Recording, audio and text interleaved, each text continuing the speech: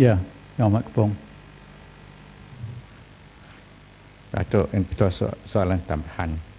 Saya memang setuju kita mesti menekankan itu sekolah vokasional yang poor quality di negara ini. Dan saya berharap ini akan dibuat. Dan di sini, adakah pihak kementerian akan itu memperbetulkan keadaan-keadaan yang wujud sebelum kita tunggu laporan kajian ini, blueprint ini dikeluarkan. Sebelum dia dikeluarkan, apakah tindakan yang boleh diambil?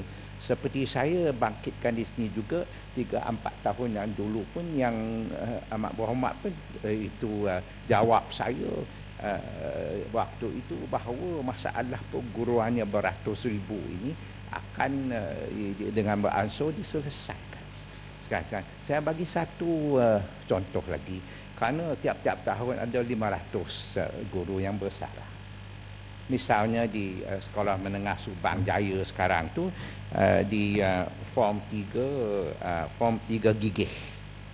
Kelas form 3 gigih ni itu satu guru matematik sudah bersarah pada 15 hari bulan April tahun ini, tapi sampai sekarang guru matematik tak dapat diadakan. Ini masalah kerana begitu ramai yang sudah bersarah. Dan dengan ini saya berharap yang Amat Berhormat dapat menjawab kita di dalam 9 bidang ini yang sudah pun kita kaji dengan dialog. Memang kita mesti ada dialog, kita mesti ada itu forum dan juga meja bulat dan sebagainya.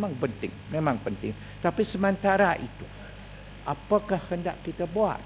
Kerana kalau ingat yang Amat Berhormat, pada itu laporan Mahathir dulu pun ada masalah guru yang ditimbulkan di dalam laporan itu. Tapi kemudian lebih 20 tahun pun kita tak dapat diselesaikan. Apakah akan dibuat? Ini termasuklah sekolah persendirian yang sudah pun disebutkan tadi. Misalnya, mengapa masih wujud masalah itu sekolah menengah persendirian di Kuantan? Kalau dasar yang disebutkan tadi pun dilaksanakan, kerana dasar utama itu kurikulum utama, kalau mereka boleh mematuhi, apakah timbulkan masalah di Kuantan sekarang?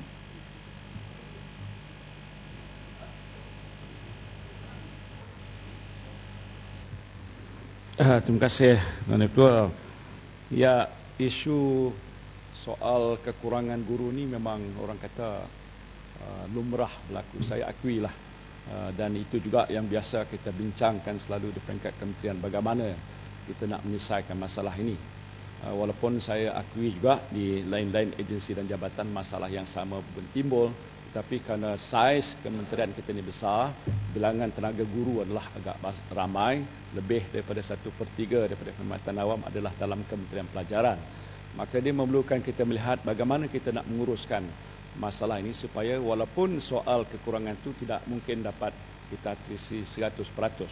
Tapi macam yang Berhormat sebutkan tadi, contoh sekolah kita menengah Subang Jaya ke apa, bila ada kekosongan seorang guru, sama ada dia sudah bersara ataupun dia sakit pun kadang-kadang timbul masalah, ataupun yang bersalin nak mengisinya dengan guru ganti pun isu juga berbangkit.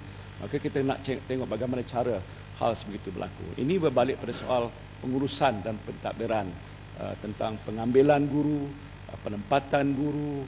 Lepas tu juga kita menghadapi masalah, Tuan Ketua, contohnya kerana guru ni biasa dia dekat dengan masyarakat dan dia tinggal di situ sudah sekian lama. Sudah bersuami ataupun sudah beristeri, beranak pinak. Kadang-kadang kita memerlukan pertukaran berlaku, ya, transfer, penempatan semula di tempat-tempat di mana kekurangan tadi berlaku. Jadi kita menghadapi masalah. Saya kena akui dalam parlimen ni pengatakan kita menghadapi masalah bila kita keluarkan arahan untuk perpindahan, ada rayuan-rayuan. Kadang-kadang orang politik pun datang bagi dengan surat sokongan, janganlah pindahkan mereka ini kerana dia diperlukan dan sebagainya. Jadi kita menghadapi masalah-masalah praktikal seperti itu.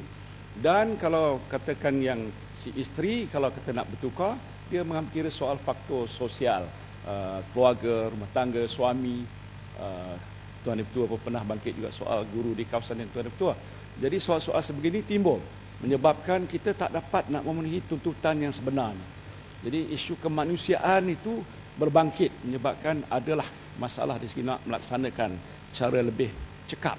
Jadi saya nak sebutkan sini memang isu ni saya faham dan kita nak cari jalan bagaimana untuk kita selesaikan dari segi jangka panjangnya. Ini memerlukan kita melihat balik. Saya percaya mungkin dengan adanya kajian semula yang juga antara 9 perkara tadi yang berhormat ia melibatkan soal organisasi di peringkat pentadbiran pendidikan itu sendiri. Bagaimana kita nak laksanakan supaya isu-isu yang ditimbulkan tadi dapat kita atasi.